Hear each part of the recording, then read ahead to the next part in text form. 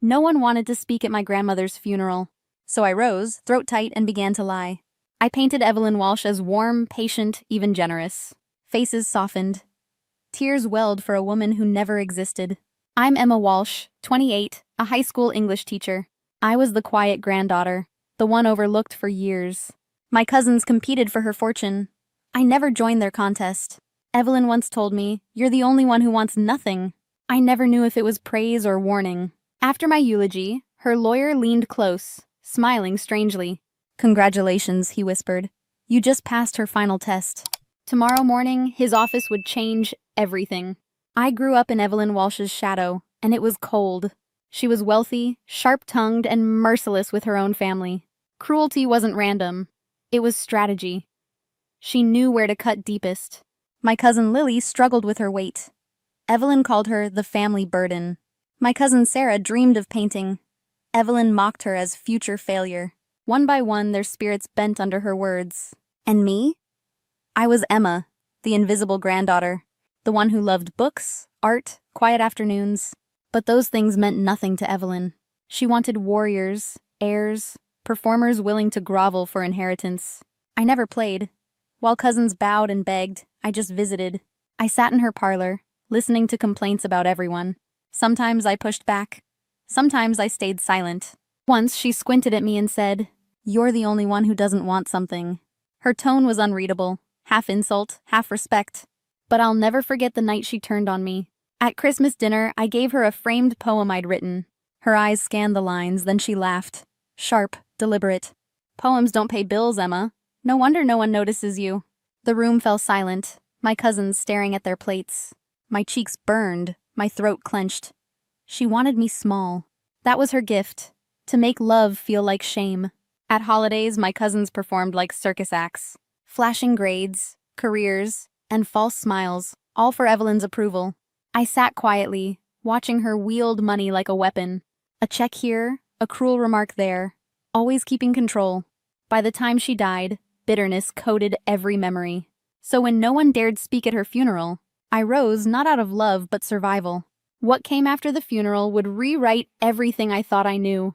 After that Christmas humiliation, I learned to shrink my presence. I spoke less, smiled more, and gave Evelyn no weapons.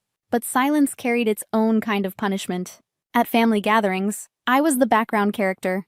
Uncles praised Lily's career. Aunts bragged about Sarah's fiancé. Evelyn nodded, smirking, as if orchestrating her private theater. When eyes turned toward me, she cut the scene short. "Emma's still teaching, isn't she?" She'd mutter, then redirect. It was easier to vanish than to fight for space. And yet, I kept visiting her. Not often, but often enough. Sunday afternoons on Elm Street, I'd sit in her living room. She'd pour herself brandy, never offering me a drop, and complain about everyone, from noisy neighbors to greedy relatives. Sometimes I answered back, refusing to flatter her. Other times I just listened, nodding politely. It wasn't affection, it was survival, a way to stay human.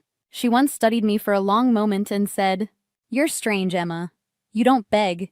You don't play." Her words stung, but there was a flicker in her eyes. A flicker I never understood until later. My cousins never saw those afternoons. They swooped in when they needed cash, performing loyalty, promising devotion, then leaving with Evelyn's checks in their pockets. I watched them trade dignity for dollars, while I walked home empty-handed, half relieved, half ashamed. Still, I kept showing up, not because I loved her, not because she deserved it, but because some part of me couldn't stand the idea of her rotting alone in that enormous house. Maybe it was pity, maybe it was habit, maybe it was hope that she'd see me even once. Years slipped by this way. Emma the ghost, Emma the forgotten. Every holiday, every gathering, every whispered conversation, I was the one without a story worth repeating. The one who carried gifts that weren't wanted. The one who lingered at the edge of photographs. When Evelyn finally died, the weight in the room wasn't grief. It was relief. We gathered at Riverside Funeral Home, a family of actors without a script, all waiting for someone else to speak for her. No one did. Not Robert, not Margaret, not Lily or Sarah. They stared at the flowers like they might bite back. The silence stretched, ugly and awkward. So I stood. Not because I had the words, but because I couldn't bear the nothingness anymore. That choice, to lie for a woman who never loved me, would change my life forever. The funeral ended, hymns fading into uncomfortable silence. I thought it was over. I thought she was gone. But then a man in a gray suit appeared. He had silver hair, steady eyes, and a lawyer's practiced smile. "Miss Walsh," he said, extending a hand. "I'm Richard Hartwell, your grandmother's attorney." I blinked. "You must want Robert. He's the eldest." "Actually," Hartwell replied, his smile sharper, "I want you." Confusion tightened my chest. What could Evelyn possibly have left for me? I was the invisible one, the granddaughter she mocked, the one who gave her poems she burned with laughter. The next morning I sat in Hartwell's office. Mahogany shelves, leather-bound law books, the kind of room where legacies are rewritten. He folded his hands and said, "Emma, your grandmother left her entire estate to you." The words crashed into me like ice water. I shook my head. "That's impossible, she barely tolerated me." But Hartwell slid a sealed envelope across the desk. Her handwriting scrawled my name. My pulse hammered. "She left this," he said, "only for you, if you passed her final test." My fingers trembled, tearing it open. Inside was a letter, every curve of ink familiar. "My dear Emma, if you are reading this, you chose kindness over truth. You spoke for me when no one else would. You gave me dignity in death that I rarely gave in life." My eyes blurred as I read on. She admitted her cruelty, her manipulations, her endless tests. She confessed she had pushed away everyone, but had watched me, the one who kept visiting anyway. "You never asked for money. You never begged for favor. You listened. You stayed. That is why I trust you with everything. $2 million. The house, the accounts, all mine. The fortune my cousins clawed for, handed to the forgotten girl." Tears slid hot down my cheeks. It wasn't about the money. It was the shocking realization. The invisible granddaughter had been seen all along. All those afternoons in her parlor. All the barbs I endured. All the silence I carried. They hadn't been meaningless. They had been the test. That wasn't an inheritance. It was a mirror. In it, I saw years of performances and a family ready to turn. And the ones who lost the game were coming for me next. The phone calls came first. Robert's voice thundered. $2 million? The house? That belongs to us." I gripped the receiver. "No, Robert. She chose me." "Over her own son?" he spat. "You must have manipulated her." Margaret called next. "You twisted her mind, Emma. She wasn't herself." I laughed bitterly. "She was sharper than any of you." But the real storm arrived at my door. Fists pounded. Voices rose. When I opened it, my family poured in like wolves. Robert jabbed a finger in my face. "Show us the will. Now." Margaret hissed. "It's family duty to divide it." Lily sneered from the corner. "The ghost granddaughter finally gets noticed." Sarah added, "You don't deserve a penny. You never earned it." The room felt smaller with every word. Their shadows stretched across my walls. Anger bouncing off the furniture like sparks. For years I had shrunk under these voices. But not anymore. I stood my ground. "You think groveling was earning?" She saw through it. Robert's fist slammed the table. "She was manipulated." "No," I shot back. "She was watching. She tested all of you." Margaret's eyes narrowed. "And you? What made you so special?" "I didn't ask for anything," I said evenly. "I visited. I listened. I stayed. That was enough." Lily scoffed. "She hated you." "Then why," I snapped, "is her name on the letter in my hand?" Silence. Heavy, choking silence. The ticking clock on my wall was suddenly deafening. I let the pause stretch, savoring the shift. She wrote, "Emma never begged, Emma never played. That's why I trust her." Sarah's face flushed crimson. "She was wrong. You're nothing." I stepped closer, steady. "For years I was nothing. Now I'm everything you wanted. And you can't stand it." Robert muttered about contesting the will. "Do it," I said coldly. "The lawyer has her handwriting, her signature, her instructions. You'll lose." They glared, their rage crumbling into bitter defeat. One by one, they turned for the door. Margaret whispered, "This isn't over." "Yes," I said, my voice cutting through. "It is." When the door slammed, silence finally returned. I leaned against it, chest heaving, not from fear, but release. For the first time in my life. Their voices couldn't touch me. I was no longer the invisible girl. I was the one who stood. And standing felt better than their approval ever had. The weeks after that showdown were strangely quiet. No more calls, no more pounding at my door. Just silence, the kind that felt like oxygen. I walked through Evelyn's house, now mine, each room echoing with memories I didn't ask for. Her presence lingered in portraits and heavy drapes. And yet I felt lighter than ever before. While cleaning her study, I found a hidden box. Inside were scraps of me, old report cards, a program from my college graduation, and a photo of us together, smiling. For the first time, I realized she'd been watching. Not always kindly, not always fairly, but watching. I sat on the floor, clutching those relics. Tears fell, not for the tyrant I remembered, but for the lonely woman she couldn't stop being. Her love was buried under fear and tests. Yet in the end, she entrusted me with everything. It wasn't just money. It was proof I mattered. Proof that even the quiet girl had been seen. Now, facing my students, I teach what she couldn't. Kindness is strength, not weakness. Boundaries are love's container. And compassion doesn't require a prize. I don't shrink to fit their rooms anymore. I'm Emma Walsh, granddaughter, teacher, survivor. I choose to carry forward one legacy only: compassion. Have you ever felt invisible in your own family? Tell me in the comments. I'm listening. If you've been through this, you're not alone. And in this house, love counts people, not points. Before saying goodbye, if this story touched your heart, please give it a like and share it with someone who needs to hear this today. Don't forget to subscribe for more true family betrayal stories. That reminds us we are stronger than we think. My father stood in the doorway, flanked by two men in military dress. Colonel Grant Marie. His eyes swept the room first, me, then the red imprint blooming on my cheek, then Isolde still smirking by her wine glass. The silence that followed didn't feel empty. It felt loaded. The last time I saw my father before tonight, I was 15 and he was packing a duffel bag in the garage. He didn't yell. He didn't cry. He just told me, "This isn't the kind of war I know how to win." Then he drove away. Francine told the neighbors he'd been stationed overseas.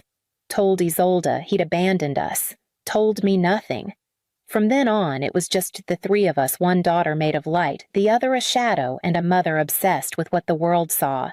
Isolde got the piano lessons, the birthday parties with photographers, the college application essay that Francine rewrote herself. I got the second-hand jeans, the "you're smart, but not in a charming way," lectures and a bathroom door with no lock. I don't remember deciding to disappear. I just learned early that being quiet meant fewer bruises. Not on my skin, those weren't allowed. Just under it. The kind that throb when someone forgets your name in the family Christmas card.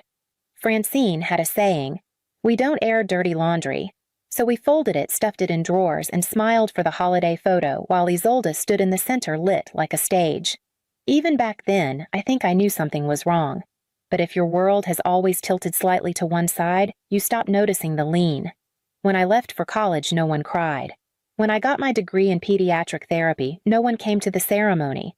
But when Isolde got her real estate license, Francine threw a brunch so large it made the paper.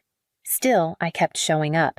Birthdays, holidays, the occasional dinner where I was asked to bring something easy like salad. I thought if I stayed long enough, they might start to see me. But tonight wasn't about being seen. It was about being exposed, and for the first time in my life, I didn't shrink. I stood there, blood on my lip, and let the silence stretch. Dad was still looking at me, his expression unreadable, but I knew that look. It was the same one he had when he taught me how to shoot a basketball steady waiting patient. And this time, I didn't look away. The afternoon sunlight hit the dining room like a spotlight, every surface gleaming and cold. I stood at the table aligning the silverware one setting at a time, even though I already knew it wouldn't be right. Nothing I touched ever was. I said the hydrangeas Callan, not roses. Isolde breezed in, tapping her phone like she was managing a red carpet instead of a Tuesday dinner. "I thought these were more subtle," I said quietly. She looked up. "Exactly. Subtle doesn't photograph well." Then she turned to rearrange the centerpiece herself, sighing as if I'd somehow offended the gods of floral symmetry. Francine entered next, wearing perfume strong enough to sting. She glanced at the napkins, then at me. "Sweetheart, that dress is too harsh on you.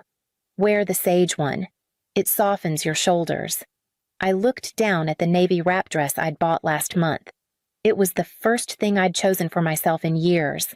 "I like this one." Francine raised a brow. "Callan, let your sister handle it." That sentence, that tone, it always had the same effect. Shrink, fold, comply.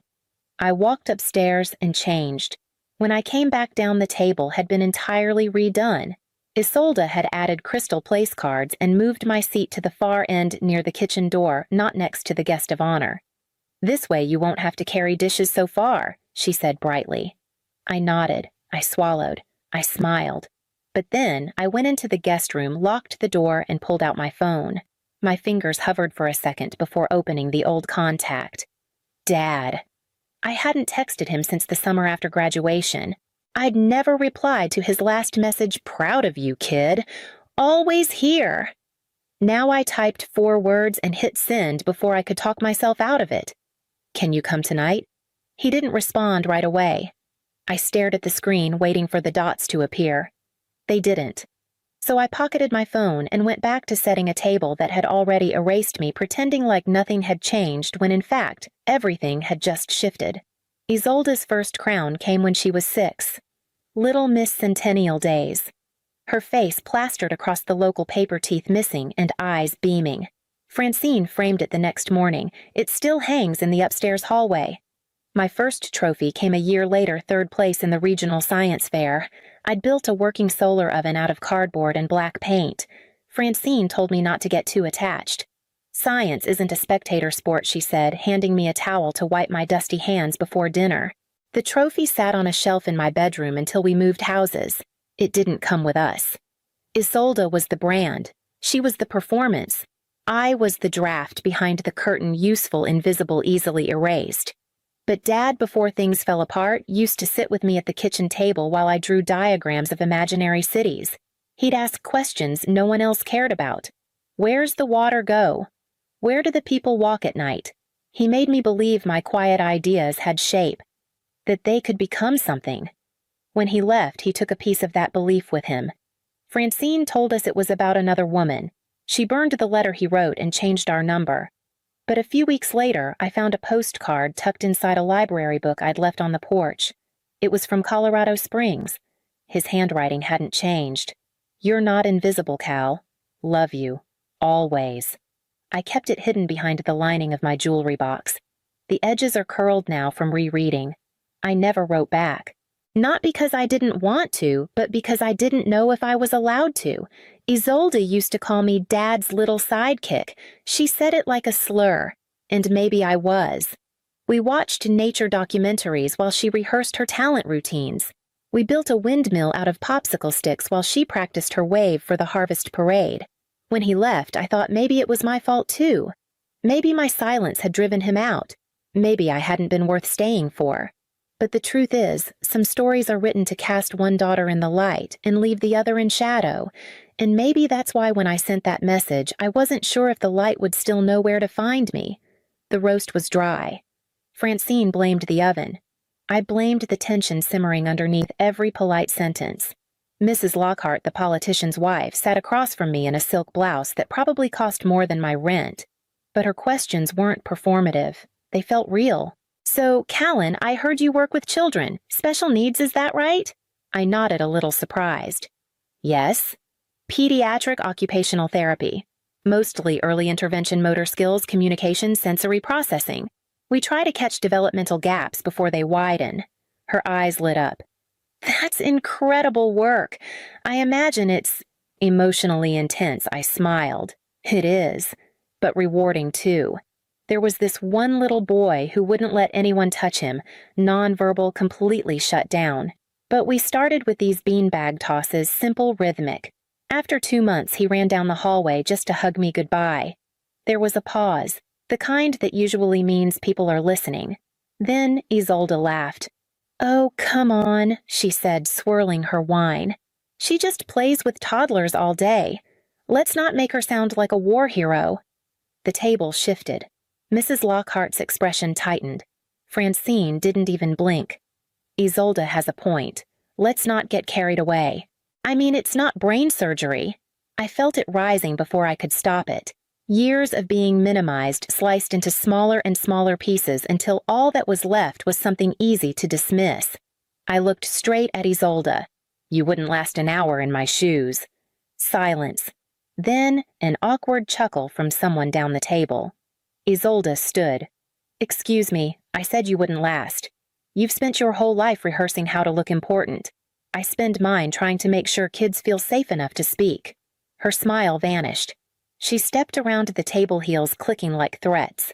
You're making this about you again. No, you are. Then she slapped me. A full, open-handed slap in front of 10 guests and 2 servers. No one moved. Not even Francine.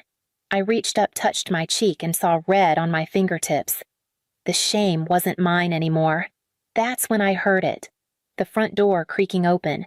Heavy, deliberate steps against the tile. Did she hit you? Dad's voice cut through the air like a measured blade. He didn't raise it. He didn't need to. I nodded once. The room was frozen guests still holding their wine glasses midair, as if any movement might shatter the illusion that this was still a dinner party. Dad didn't take his eyes off me. You okay? I swallowed.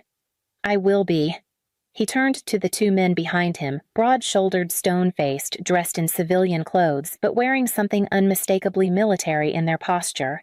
You witnessed that he asked. Yes, sir, one replied. We entered seconds before impact. Aggressor adult female age approximately 31, hand to cheek. Victim showed immediate signs of physical distress. And emotional, the other added.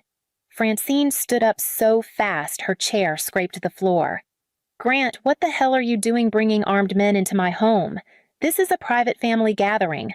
No, Francine Dad said, stepping forward. This is a pattern. Tonight just confirmed it. He pulled a thick file from the inside of his jacket and set it on the table right next to the untouched bowl of green beans. The gold clip gleamed under the chandelier. What is that? Francine demanded. Documentation, he replied calmly. Screenshots, messages, observations, witness statements, photos you probably didn't know were taken. Isolde backed away slightly. Her face had gone pale. I've been watching, Francine Dad said. For over a year. Callan stopped answering my texts. She canceled visits. Her tone changed on the phone. So I did what any soldier would do when the terrain shifts. I gathered intel. Francine looked at me incredulous. You told him about us? I shook my head. I didn't have to. Dad tapped the folder. You made yourselves very clear. Mrs. Lockhart cleared her throat and quietly set her glass down. Her husband stood and took her arm. Thank you for dinner, he said to no one in particular. The other guests followed, murmuring excuses, grabbing coats, eyes averted. The performance was over. Dad waited until the door closed behind them before he looked at me again. You don't have to stay here, Cal. Not another minute. And I realized I had already made that choice. Dad opened a black duffel and pulled something out folded tight. I recognized it instantly. My quilt. The one I made in high school from scraps of my childhood clothes. My camp shirt, a corner of my favorite Halloween costume, a strip from the dress I wore the day I met my first patient.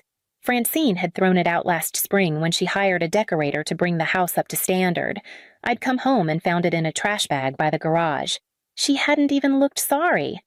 I pulled it before the garbage truck came, Dad said, handing it to me like it was something sacred. Figured you might want it someday. I held it close. It still smelled faintly like cedar and something older like memory. And this, he added, sliding a sealed envelope across the table, is your old therapy record. The one you left at my place 2 years ago and tried to pretend didn't exist. I didn't say anything. I couldn't. For once, my silence wasn't shame. It was gratitude. Isolde snapped first. You're ruining everything. Do you know what people will think? You've embarrassed us in front of everyone we know. Dad looked at her like she was a headline he'd already read. You ruined it when you mistook cruelty for control. Francine stayed seated, arms crossed. You're making a scene, Grant. No, I said, finally finding my voice. You made the scene. You cast the parts. You decided who got to shine and who had to shrink. They stared at me like I'd grown another head. I stepped back, quilt in hand, and for the first time I didn't cry. Not even a little. I'm leaving this house, I said, my voice steady. And I'm leaving your story. And just like that, I turned toward the door where the cold night was waiting and something better just beyond it. The apartment was small, just 1 bedroom, and a kitchenette that hummed when the fridge kicked on, but it was mine. The lease had my name on it. Only mine. I brought 3 things with me that first night, the quilt now folded at the foot of the bed, a faded stack of postcards Dad had kept in a shoebox all these years and handed over when he helped me move, and a stubborn little plant he insisted would thrive in any light. I didn't take much else. I didn't want to. The day after I left, Francine sent a text. "You always overreact. I hope someday you realize what you've thrown away." I stared at it for a full minute, then archived it without replying. Isolde didn't text at all. I knew their version of events would be tidy. I could already hear the phrases "she was always sensitive, she never really fit in." She chose to make it dramatic. But the truth didn't need defending anymore. I'd carried it alone long enough. Now it could rest. I unpacked slowly that week, hung my diploma over the desk, taped a photo of the first kid I'd ever helped walk without braces beside the mirror, stitched a tear in the quilt I hadn't noticed before. At night, I sat on the balcony with the plant beside me and watched the lights from the children's clinic flicker off one by one. It was strange the way quiet could feel so different when it belonged to you, not the silence of dismissal, the silence of peace. I didn't tell anyone I'd moved except my boss and a few friends at the clinic. No grand declarations, no new address cards, just space, just breath. And the next morning, I signed the last page of the lease, pressed my pen into the paper like an anchor, and smiled. Because even if no one saw me walk out, I knew exactly where I was going next. I didn't plan a party. I just wanted to cook something warm. It started with a pot of chili and ended with a table full of people I never would have expected Erin from the front desk, who brought lemon bars and her sarcastic laugh. Omar from physical therapy, who played guitar on the balcony while the sun set. My neighbor Mel, who showed up with folding chairs and no shoes. And Micah, one of my regular kids from the clinic, who asked if he could call me Coach C, even though I don't technically coach anything. The table was uneven, the napkins didn't match, and someone spilled apple cider on my rug. It was perfect. We ate on paper plates and passed around second helpings without judgment. No one corrected how I served the salad. No one cared that I didn't own enough matching glasses.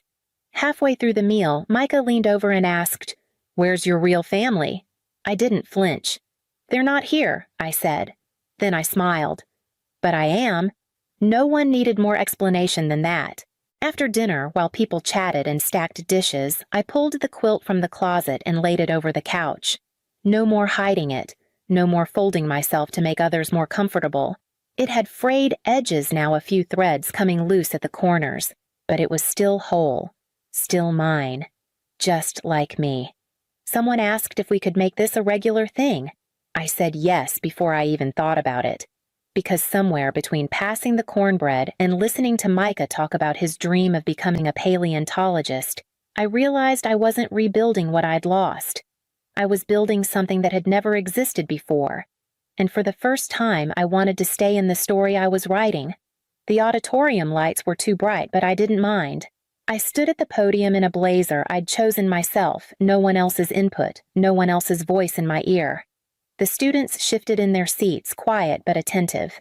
I spoke about patterns, about silence, about how resilience isn't always loud, that sometimes the most radical thing you can do is walk away without explaining why.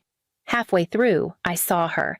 Back row, 4th seat in maybe 14, maybe 15. Hair tucked behind her ears, shoulders folded in. Her cheeks were streaked with quiet tears. I didn't call attention to her. I just kept speaking softer now.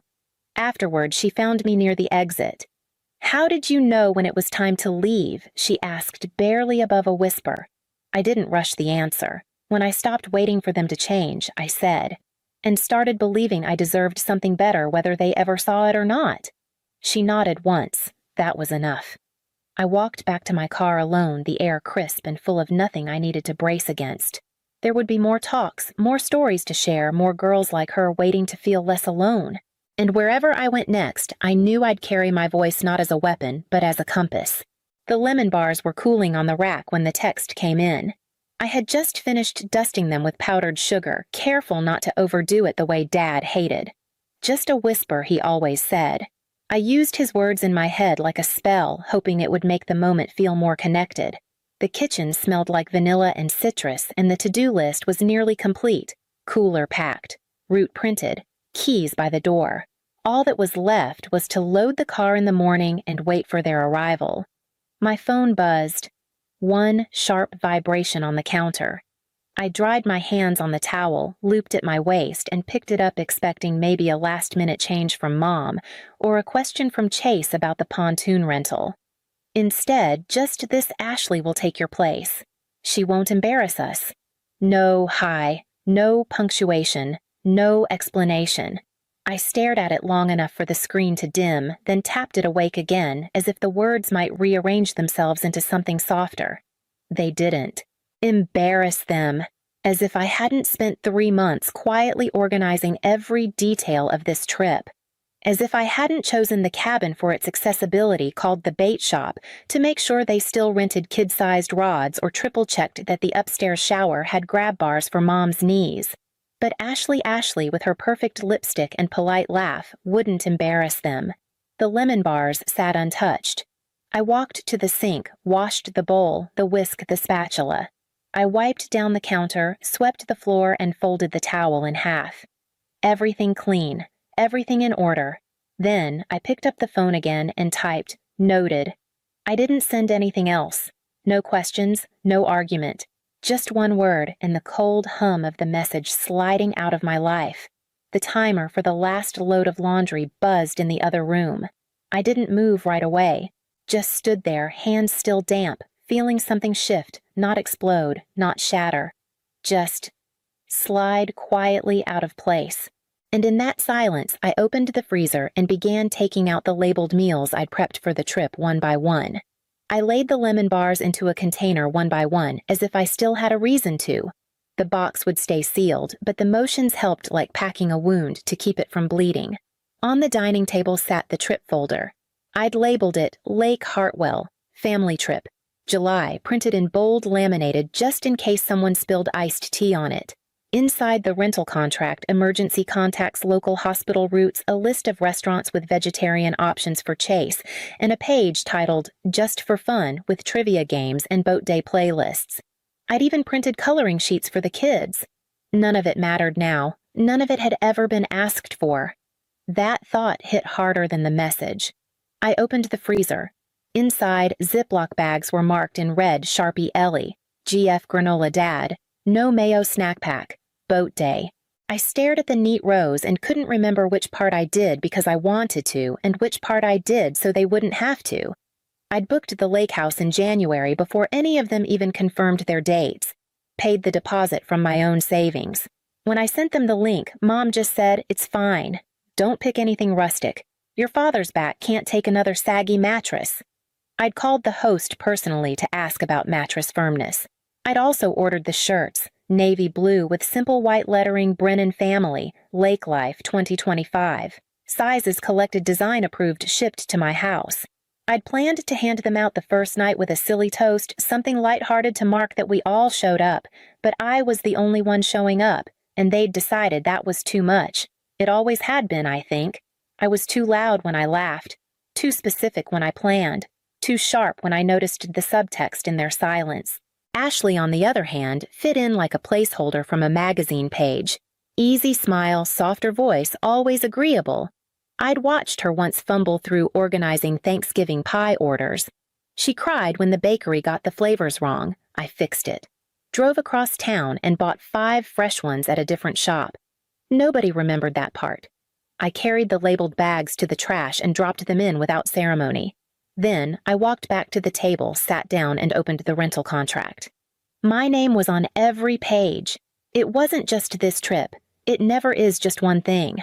I remembered being 12, sitting in the back seat after a school performance, still in costume and full of excitement. I started recounting every line, every laugh the audience gave.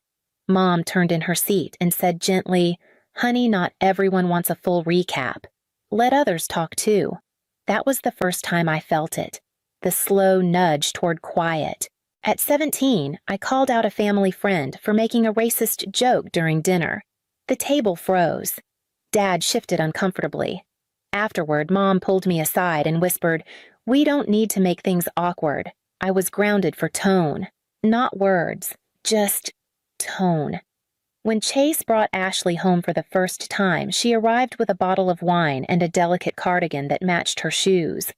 She asked thoughtful questions, complimented the centerpiece, and laughed at all the right moments.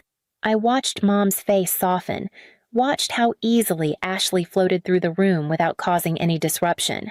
Later that night, while washing dishes together, Mom said Ashley knows how to make people comfortable. It wasn't an insult, not directly, but I felt it land. Over the years, I noticed how Ashley became the one who got asked to say grace, the one Mom consulted about table decor, the one who somehow became the family's default for taste. When I suggested changing the holiday dinner format to accommodate Chase's kids' nap schedules, it was called rigid. When Ashley suggested a charcuterie board, it was so fun and modern. Little by little, she didn't just blend in, she replaced. And I let it happen. I thought if I could just be helpful enough, quiet enough, organized enough, they'd keep a spot for me. But the truth is, I was never meant to be visible. Only useful. I was the one who kept receipts, made backup plans, remembered birthdays and allergies, and how Uncle Pete didn't like cilantro. I was allowed to orbit, but never shine. Now I could see it clearly. I wasn't excluded for doing something wrong. I was excluded because I stopped making myself invisible. I closed the folder with my name on it and placed it back in the drawer. Then I reached for the lease documents. The lease was printed on cream stock paper with black ink and a faint watermark of pine trees along the border. I ran my finger over the Header Lake Hartwell Rental Agreement Brennan Party. My name appeared 4 times lessee emergency contact credit card on file and deposit authority. I hadn't thought much of it when I booked it. That's just what I did. I arranged things, quietly, ahead of time. I filled the empty spaces before anyone noticed they were there. But now I read each line with new eyes. I was the only name that mattered. Scrolling through my inbox, I found the boat rental confirmation, paid in full under my account. The security code for the dock locker, the life jacket sizes, even the waiver signatures, they were all mine. Chase never even logged in. Ashley had offered to coordinate snacks and then posted a poll on Instagram instead. They were expecting to walk into a curated weekend smile for pictures and let Ashley pass out the welcome bags like she'd packed them herself. I opened another drawer and pulled out the file from 2 years ago. After Dad's second scare, the one he downplayed as just dehydration, he'd called me over to the house one afternoon. Said he needed a second set of eyes on something. He didn't talk much, just handed me papers and a pen. Just in case anything ever happens to me, he said, you know how to keep things steady. I signed where he told me to. We never spoke of it again. Now the deed sat in my lap with both our names listed, Calvin Brennan and Calla Brennan joint ownership, right of survivorship. I read it twice. They assumed I'd take care of the planning, the payment, the paperwork, and then disappear quietly from the picture, just like always. They thought I'd still show up with sunscreen and pre-cut fruit even after they erased me. But this time I wouldn't hand over what I built. I slipped the deed back into its envelope and set it next to the rental folder. Then I picked up my phone and opened the booking app. At 8:12 a.m., my phone lit up with Mom's name. I let it ring twice before answering. Her voice was sharp-clipped. Why isn't the code working for the rental? I kept my tone even. Because there's no reservation under your name. Or Ashley's. A pause. I could almost hear her blinking through the confusion. I don't understand, she said. You booked it. You confirmed. I saw the emails. Yes, I said. I did. Then, what's going on? Her voice rose. Not panic yet, but close. I canceled the reservation 3 days ago. Another silence longer this time. Then a single question spoken low, almost like a dare. What did you do? I let the words land before I replied. This is only the beginning. I ended the call before she could respond. I stood by the kitchen window watching the soft breeze move the trees, the same way I had imagined watching the lake shimmer behind them.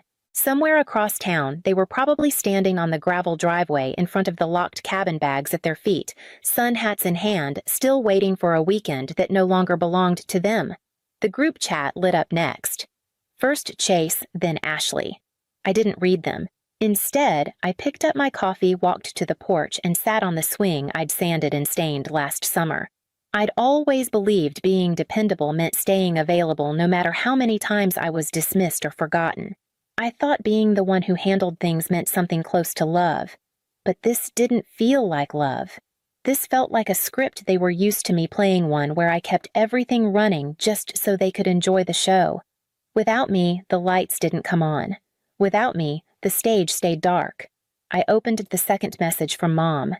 Just 3 words. We need answers. I didn't reply.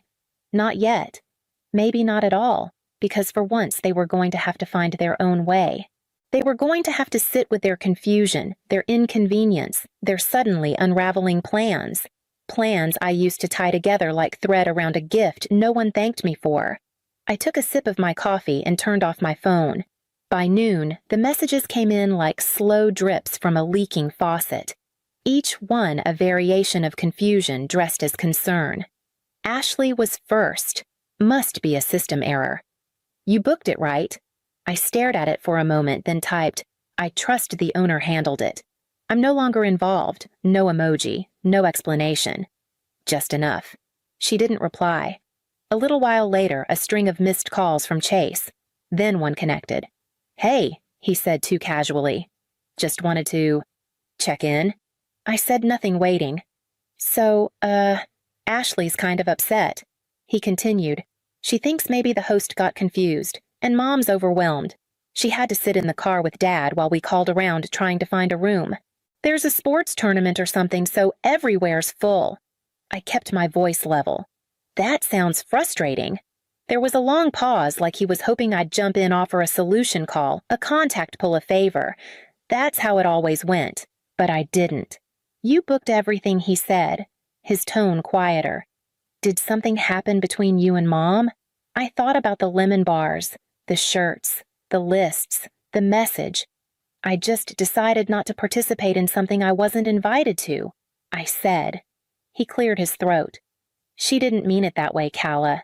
She just thought maybe Ashley could help carry the weight. You tend to take everything on. I didn't respond to that, because it wasn't about the weight. It was about the assumption that I'd always carry it without being seen. Look, he tried again. Can you just tell us the name of the rental? Maybe we can call directly, see if it's still available. I let him sit in the silence a second longer, then said, You'll figure something out. You always do when I'm not there to fix it. He exhaled through his nose, something between a laugh and a sigh. You sound different. Maybe I am. After we hung up, I made lunch and ate it outside. No phone, no to-do list in sight. Just me and the stillness I used to mistake for loneliness, now reintroduced as peace. Later that afternoon, I boxed up the leftover lemon bars and brought them to my neighbor across the street. She'd once mentioned loving citrus. She opened the door with a surprised smile. Special occasion? Not really, I said. Just had some extras I didn't want to waste. She thanked me and reached for the box. You always think of others. I smiled. Not always. And as I walked back to my porch, I saw the unopened group chat light up again. I spent the weekend 2 towns over in a guest cottage behind my friend Nadine's house. She was out of town with her husband, and the place was quiet except for the soft creak of pine branches brushing the windows and the occasional bark of her neighbor's dog. From the back deck, I could still see the lake in the distance, gray and rippling beneath a bruised sky. It rained most of Saturday. I watched the storm move over the water, heavy and slow, like something remembering how to leave. My phone stayed off most of the time, but Sunday afternoon, curiosity won. There was a text from Chase. They miss you. That was it. No apology, no context. Just that. I sat with it for a while before opening my journal. Missing someone you edited out of your plans, I wrote. That's not grief. That's consequence.